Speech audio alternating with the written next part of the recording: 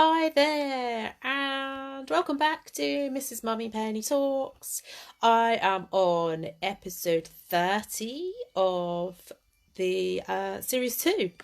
I need to go back and check how many episodes I did of the first series when I was on the radio station. Maybe another 50 or 60 there, another 30 here. That means I'm nearly on to 100 episodes, not far off.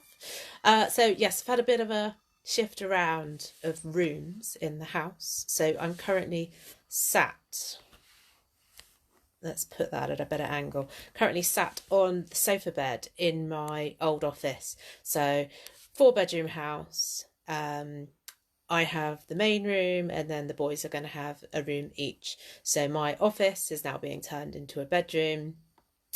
My eldest is getting a bigger room and a double bed, which we spent just an hour and a half putting up this week, which was pretty impressive. So yes, been shifting around lots of stuff in the house this weekend, whereas it's been a little bit colder rather than spending all the time out in the garden. But yes, so thank you for joining me again. I just need to grab my book so I can see what I was going to talk to you about. And also, I just need to make sure I go into Facebook and share that I am live so I get lots of hi Marie's around, hello, share it so I get lots of people watching, because that's what we need some interaction with people over lockdown times, because yeah, lockdown continues. Right, let's do a quick share now to public. That will do. Yes, so yeah, lockdown continues. We are in week 8 of lockdown. I think we just passed the 50 days, didn't we? Was it 50 days on Saturday? So we're on like 51, 52 days now. Interesting. Let's switch that off. Right. Yes, it's been a long time. I just published my week 7 spending diary, so I'll have a little bit of a chat about that. I'm also going to talk about life insurance and the importance of life insurance, because it's one of those bills that I'm quite passionate about that we should all have. I'm also going to talk about my 500-kilometre challenge, which is going really well. I'm going to talk about my book, because I've actually done quite a bit on that in the last couple of days. And I'm going to talk to you about the retro Scam Man game from Pension Bee. So let's start with spending diaries. So yeah, last week you can go obviously read my spending diary post. I pushed it live. It goes live every lunchtime on a Monday. I actually had a pretty good week last week for spending. I think I spent about £450. My fringe is well dodgy. I need to sort that out. Yeah, I spent about £450, but of which 135 of that was servicing the car. So overdue a car service. I just bit the bullet and got it done. My neighbour is a mechanic handily, Adam Henderson, so he just took my car in the morning and dropped it back later in the afternoon. So yeah, 135, and then went to Aldi and did a really big shop and spent £149 on an Aldi shop. That was quite a lot, but it was 2 weeks worth of shopping, and it was ahead of VE Day. I wanted to get some nice things into VE Day. Got some of my nice wine. I found this really nice like Moscato Californian wine from Aldi that's $4.99 a bottle, bargain. And then the rest was just quite a few business expenses, but it was quite a good week. I felt I did well. Last week I got a really good nutritional thing sent to me, which I've written about in my spending diary, but I didn't pay for it last week because my friend works for the company and she sent me a voucher to get me my first month for free. But yeah, there's this company called Get Nourished right now. I don't know about you, but I've always had a cupboard full of vitamins and nutrients that they just end up sitting in the cupboard. I don't actually take them, but I do really want to like take some things that will like look after my nails, strengthen my nails, like make my hair stronger, make my skin brighter, help me sleep better. And what this Get Nourished does is you go and do a little questionnaire at the beginning. So it asks you what sex you are, how much exercise you do, and it asks you almost like your goals with your life. So, are you having problems sleeping? Do you want to lose weight? Do you want things that are going to help with the aging process? Are you building muscle? All these different things, and you go through. It's a really nice little questionnaire, and then it plonks out like a personalized formula of a nutrient that's personally for you, and they then 3D print these I'm going to call them pastels because they're like a giant fruit pastel, and you can see like the layers of the nutrients that are in it. So mine has got things like, this is going to be tricky to remember it all, tart cherry. There's a thing in there to help me sleep. There's a thing in there to help me lose weight. There's a thing in there to help with anti-aging. There's a thing in there to help with brain power and focus. And it's really good. I've been taking them for about 2 weeks now, and I feel loads better. I have lost an incredible amount of weight since so this is only sort of helping it at the end. Loads of exercise daily. I haven't done less than 10,000 steps since lockdown started. I haven't been doing so many runs. I've slowed that down, but I've been doing lots of bike rides. Lots of long walks, listening to podcasts, just like this. You could listen to me when you're out on your daily walk on a podcast. The nutrients are really helping. So thank you, Get Nourished, for that. If you get your first order in May, you can get it for half price. So click on the link in my lockdown diary because it's an affiliate link, and I'll get £8.50 for every person that signs up. It in no way affects the price you pay.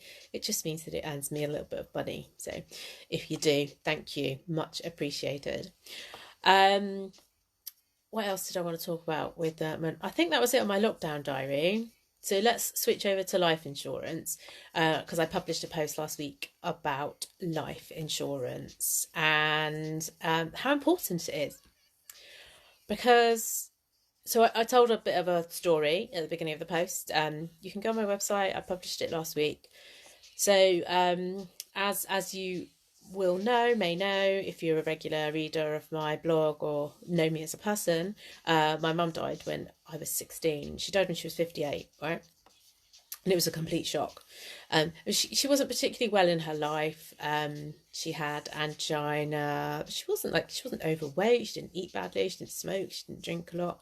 But she'd had TB when she was younger. In her 40s, she had to have a hysterectomy. This is all from when I'm very young, so it's all sort of blurred memories.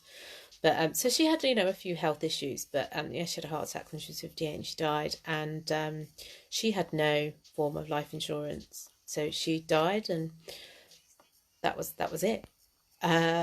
It would have been really nice to have a chunk of money there to pay for the funeral and to give some money maybe to her children, one of which was just starting out on life, but she didn't have life insurance. So therefore it was always really, really important to me to have life insurance from the point of when I had sort of financial responsibilities onwards. So I took out my first life insurance policy when I bought my first house when I was 23. Yeah, I think I bought my first house when I was 23 over in near Brentwood in Essex, in a little village called Mountnessing where there's a windmill. And took out life insurance then to cover my share of the mortgage should anything happen to me. And I've made sure I've always kept my life policies up to date as I've progressed through life. So at the moment I'm in the middle of a new life insurance application just to make sure that my higher mortgage, because I've just had to remortgage to borrow some more money to buy out my ex, I've just had to make sure that my life insurance now goes up a little bit in value to cover the outstanding mortgage. So that is in process with Life Search. Really great forward-looking insurance, independent insurance company. Really nice people when you chat to them, very understanding of any like medical issues or anything that you need to declare for your life insurance policies. It's sort of stuck in the system because I have a blood disorder, which they need a letter from the doctors just to say that there's nothing bad about this blood disorder. The blood disorder I've got is quite annoying because it's nothing. I bruise easily. I've got low platelets. It's as simple as that. Or I have heavy periods, like that's it. That they just need a letter from the doctor to confirm that it's all okay, and then it will all go through. So that's imminent. Then I will have the mortgage covered through my life insurance policy. So and then it lasts and for as long as my mortgage lasts. And the great thing about it is, as you sort of start to pay off your mortgage over time, your life insurance stays. My life insurance is called a level cover. It's going to stay at that level of 300 grand or so till the end. So say, such a morbid subject to talk about, but if I died in 20 years time, there'll probably be like 50 grand left of the mortgage, but the life insurance policy would still pay out the 300,000. So the boys would get the house and they'd get the excess life insurance policy as well. So they're all fine.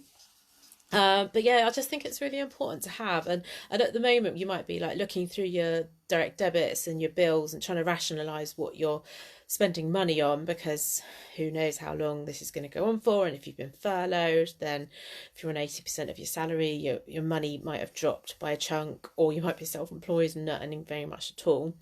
Yeah, life insurance, it's not something to get rid of. It's a really important bill to have, and it's pretty great value. Like, the younger you are when you take it out, the cheaper it is. So my first life insurance policy, which I still have now, £6 a month, which is like 120 grand's worth of cover. I took that out when I was 23, bear in mind. I think the latest one I've just taken out, which was for 200,000, I think it's like £19 a month, and I'm 43. So yeah, pretty good. That's with legal and general, but as I say, Life Search is the people that sit in the middle that sort of work out the best policy for you, and they do all the organising for you.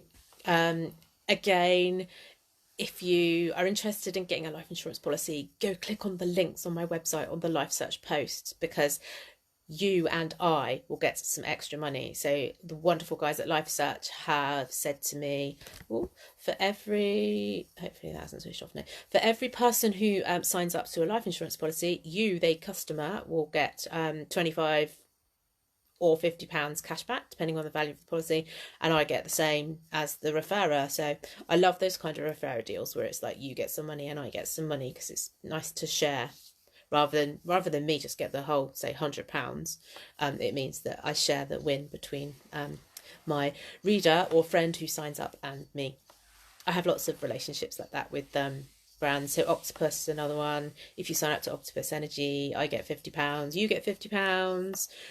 Pension Bee, if you sign up to Pension Bee, I get £50 put into my pension pot, you get an extra £50 put into your pension pot. So it's nice when companies offer those referral schemes. They are my favourite ones.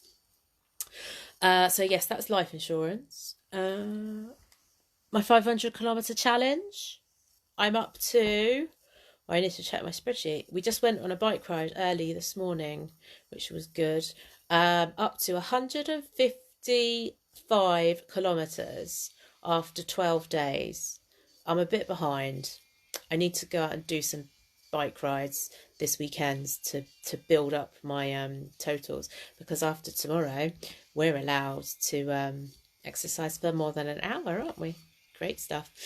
So yeah, I need to go and do some 25 kilometre bike rides over the weekend. I won't have the boys here this weekend, so ideal opportunity to go and get a bit closer to 500 kilometres. I've raised just over £100 so far. So thank you. If you have donated, if you would like to donate, I would appreciate it. Usually the money goes to Grief Encounter, who look after children who have been bereaved or have lost siblings. It's a charity very close to my heart, because I wish they'd been around when I was 16, but sadly they weren't. I didn't have any counselling until I was at university, by which time quite a lot of damage had been done. But there we go. Yeah, so my challenge continues. I'm loving it. I quite like going on a bike ride. It's very freeing when you're riding down a really big hill and the wind sort of rushes at your face. Scam Man. Let's talk to you about Scam Man. So I published a post yesterday about this retro, very purple game from Pension Bee. So Pension Bee, a couple of months ago, they did this thing called a hackathon. I saw them posting it on social media. I was like, I don't know what on earth this is, and sort of didn't pay too much attention to it. But they'd gathered together a working party from loads of other pension technology companies, and they sort of did a hive mind approach and came up with something that would get the message out about pension scams. And they came up with this idea for this building this game, which is called Scam Man and Robbin. And you sort of play this game. You collect coins. It's like Wreck-It Ralph or oh, what's the sort of it's very reminiscent of the games you would have played, well, that I used to play when I was a teenager in the Penzance Underground. But yeah, you collect coins and then you've got like pension scams that fall down. You've got to shine a torch on to almost like explode them. And if you let them fall and don't shine your torch, you lose some of your coins. So it's sort of Sonic crossed with Mario, crossed with whatever Wreck-It Ralph was based on. Yeah, it's a clever game. It's 5 minutes. It doesn't last that long, and there's a high score you can get. I think my high score is like 14,300 or something, but I did see somebody else who'd got like 16,800. I have no idea how they did that because it gets really fast as the levels go on. But yeah, go and have a look at it. It's lots of fun. But it's also teaching you about all these pension scams that are going around. So you might get random people calling you up saying, did you know you can access your pension early? Well, no, you can't, and you shouldn't be accessing your pension earlier than the age of, 55 at the moment, or 57, whatever it goes up to by the time I reach that age. Yeah, so it's something that will educate you as well as be a bit of fun. So that was Scam Man and Robbin. And then the last thing I wanted to talk about, which I've already forgotten, even though I just looked at my book, is my book. Look in my book. Yes, I am up to 13,000 words of my book. So the plan was to have 50,000 words written by the end of May. So where are we now? We've still got 3 weeks left. I don't think I'm going to do that. Just going to predict it. But you never know. I've written like 2,000 or 3,000 words in the last sort of couple of days, but I had a break for a week because I just got a bit. I'd written loads and I just got a bit fatigued with the writing, and I had loads of blog work to do as well, which involved a lot of writing. So I focused more on the blog work for a week. Sort of switched off the focus on the book. But for the next 5 days, when I've not got the boys here, I'm really gonna like work hard to get loads of words done. I'm gonna try to do like 2,000 words a day, so that means I have an extra 10,000 words written by the end of the weekend, by Monday. That's a good challenge, isn't it? Hold me to that, people watching. I can see Lee, Eileen, Ruth, Andrea watching. Yeah, it's split into 3 sections, and I'm still only in section 1, which is so it's a book about money. I'm not going to give any more than that away because I'm just not going to. Just have to wait and see till the book's ready.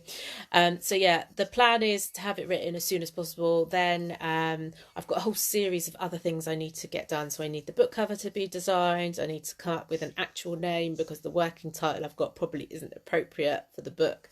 I need to get it obviously proofread. And I think I'm going to pay somebody to do that rather than with Blogging Your Way to Riches 3 years ago. People did us favours. Yeah, I need to get the cover designed, and I need to make the actual decision as to whether I'm going to self-publish or publish. So I just need to have a couple of conversations with publishing houses who have expressed an interest, think about the commercials, blah blah blah, work it all out. But there's advantages to both. So I'm still not 100% made up my mind what I'm going to do. So yeah. that's the book. Exciting. That will be out. Well, if I self-publish, it'll be out really soon. Maybe July.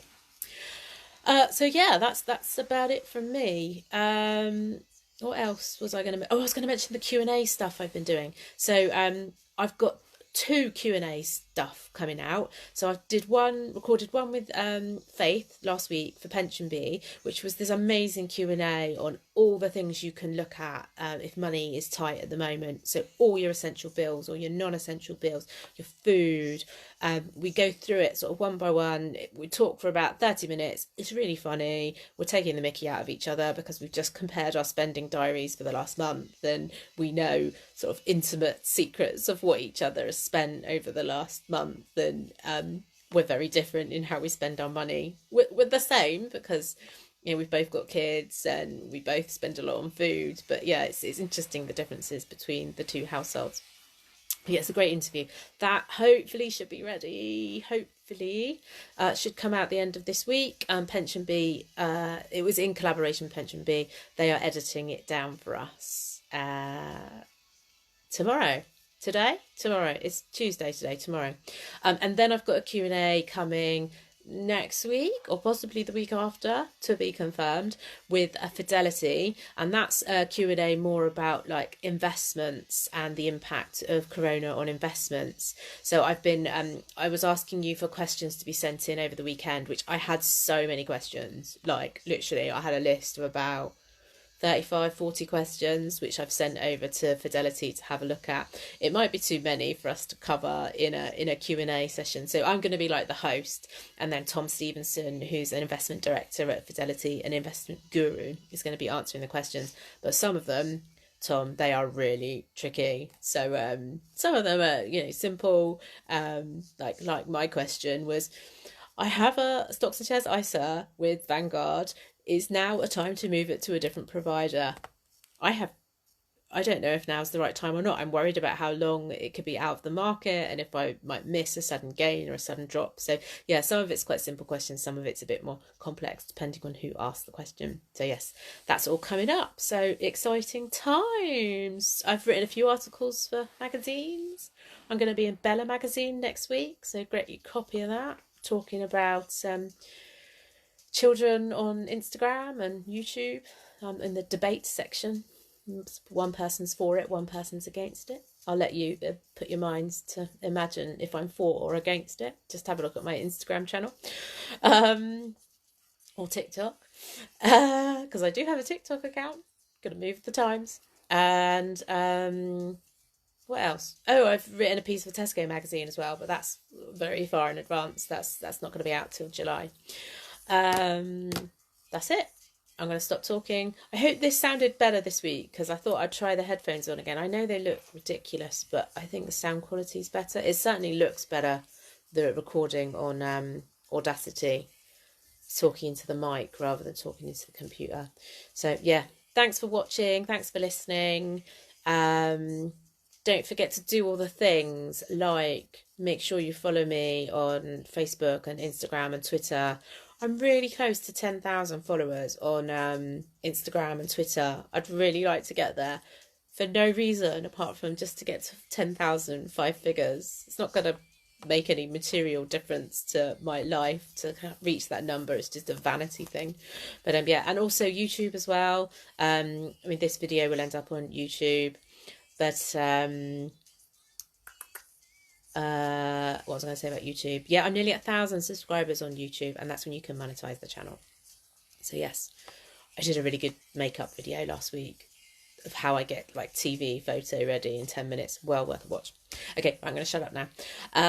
Thank you. I'll speak to you later.